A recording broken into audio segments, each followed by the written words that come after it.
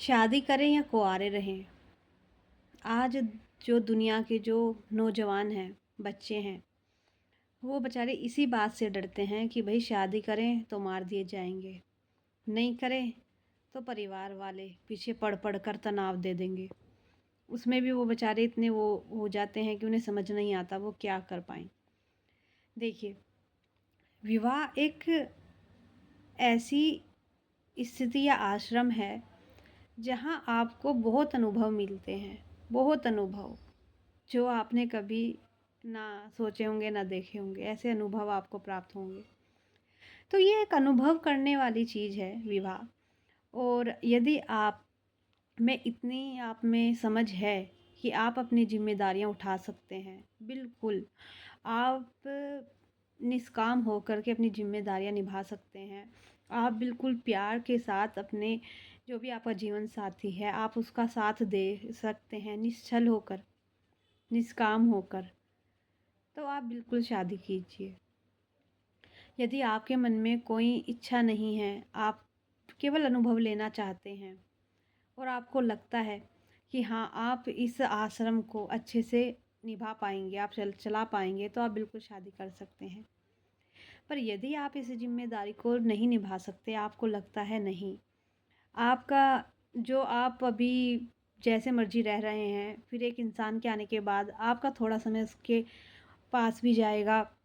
आप कुछ काम पहले आप करते नहीं हैं, घर का कुछ भी या कोई भी काम, शादी के बाद आपको हेल्प भी करानी पड़ेगी। फिर आप अपने लिए नहीं जी सकते।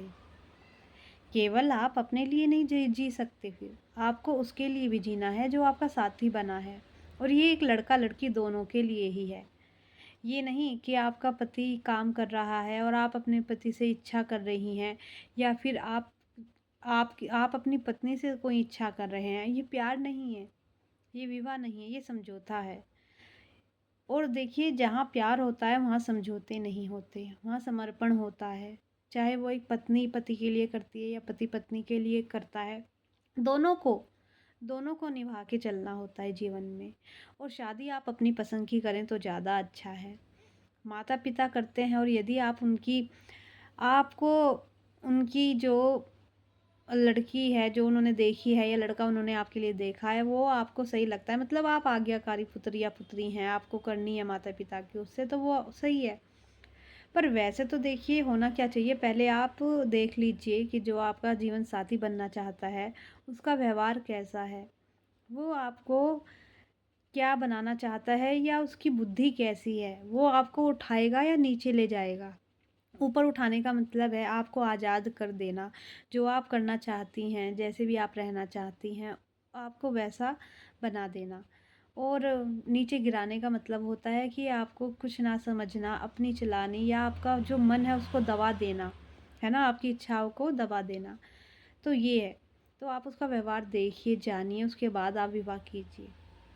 क्योंकि विवाह कोई छोटी-मोटी चीज़ नहीं है, ये जीवन भर के लिए आपको एक साथ रहना है। अब ये आपको खुशहाल ज़िंदगी देगा या इससे आप अपनी ज़िंदगी को और बेकार बना लोगे, ये आपके ऊपर ही निर्भर करता है। तो आपको विवाह करना है अपनी मर्ज़ी से, अपनी पसंद से कीजिए, सामने वाले का व्यवहार देख कर कीजिए, बात भी रख दीजिए उसके सामने, है ना? तो इस तरह से आपको अपना जीवन साथी का चयन करना है, जिससे कि आपकी जीवन आसान हो जाए, आपकी जो ज़िंदगी है वो अच्छे से चले, सुचारू रूप से चले। हाँ, थोड़े छोटे छो आते हैं कई बार मोड़ ऐसे, पर कोई बात नहीं। पर हाँ, प्यार होना चाहिए, शांति होनी चाहिए, जीवन में आनंद होना चाहिए, क्योंकि बिना आनंद के जीवन तो कुछ भी नहीं है। यदि आनंद है तभी ये जीवन है, बिना आनंद के तो जीवन बिल्कुल बेकार है। तो आपको अपने आप चयन करना होगा अपने जीवन साथी का। और देखिए, जो मिलन है वो शरीर का नहीं, अपितु आत्मा का होना चाहिए। शरीर में कुछ हो या ना हो, आप दोनों आत्मा से एक दूसरे से जुड़े हों, दोनों एक दूसरे की चिंता करते हों, दोनों एक दूसरे का ख्याल रखते हों, चाहे जो हो जाए, दोनों एक दूसरे का साथ कभी ना छोड़े। तो यही है यदि आपको विवाह करना है, वरना तो आप जैसे हैं वैसे भी बहुत अच्छे हैं, अपनी ज़िंदगी को ऐसे ही जिएं, ऐसे ही उड़ें, ऐसे ही घूमें फिरें। और यदि विवाह करना है तो अपनी पसंद से कीजिए।